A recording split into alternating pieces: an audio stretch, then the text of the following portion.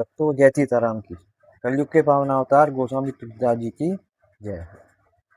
आदर्श व्रतशीलता।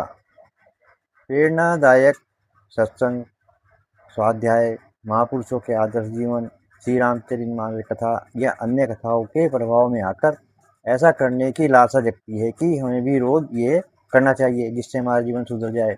आवेश व भावावेश में व्रत ले लेते हैं कि मैं कल से ऐसा ही करूँगा या बनूंगा। इसी प्रकार का प्राय जप, तप, ध्यान, हवन आदि में भी होता है। अपनाकर इस मार्ग पर जोर शोर से चल पड़ते हैं तथा जो मिला उन्हें भी उपदेश देने लग जाते हैं कि मैं ऐसा कर रहा हूँ, तुम भी ऐसा ही करो। मुझे इसमें बहुत लाभ हुआ, मेरी मनोकामनाएं काफ़ी पूरी हो गई और मेरा जीवन बदल गया है, सुख शांति मिल रही है। पूर्व का अभ्यास तो था नहीं, वह संचित कुसंस्कार वह पूर्व का स्वभाव भी बाहर डालते हैं। 5-6 महीने में धीरे धीरे सब कम हो जाता है। तब तक अन्य गुरु सत्संग से प्रभावित होकर नए मार्ग पर चल पड़ते हैं। फिर वही कहानी। फिर 5 से 11 वर्ष की छोटी आयु में तो कुछ किसी ने सिखाया नहीं, ना सत्संग मिला, ना कोई ऐसा बताया कि यह करो या ना करो। अतः थोड़े दिनों बाद उस मार्ग को छोड़कर फिर दूसरे मार्ग पर चल पड़ते हैं। स्थिरमति न होने से पूरा जीवन बीत जाता है इसी प्रकार।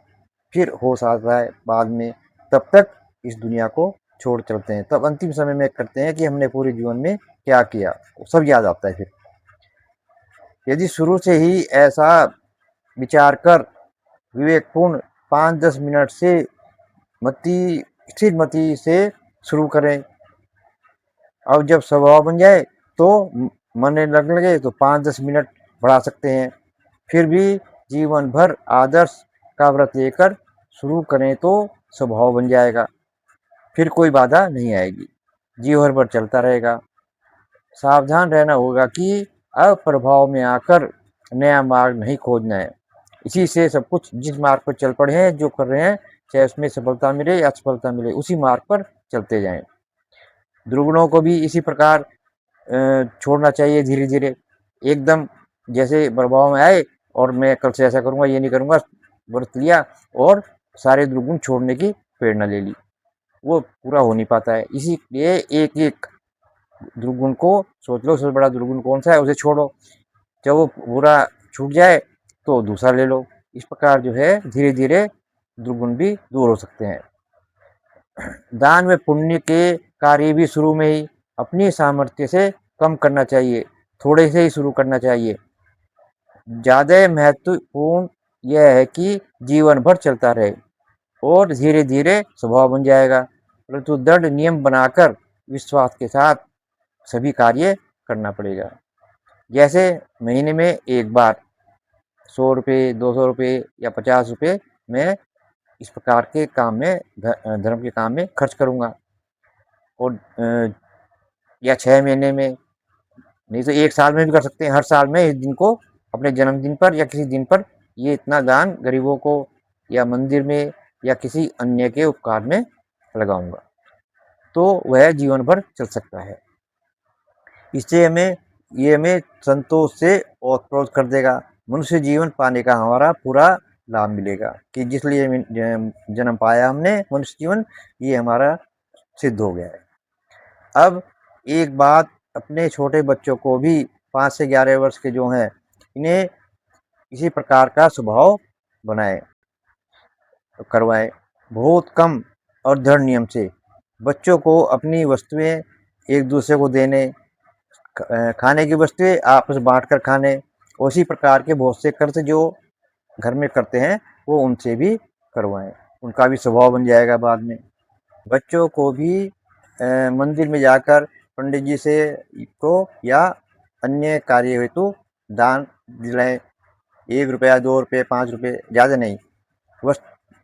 वस्तु जो बच्चे लेते हैं वो आपस में मिलकर बांट के खाने लगें, और सिखाएं कि स्कूल में या कहीं भी तुम्हारा स्केल, पेन, पेंसिल यदि कोई मांगता है तुरंत दे दो उसे।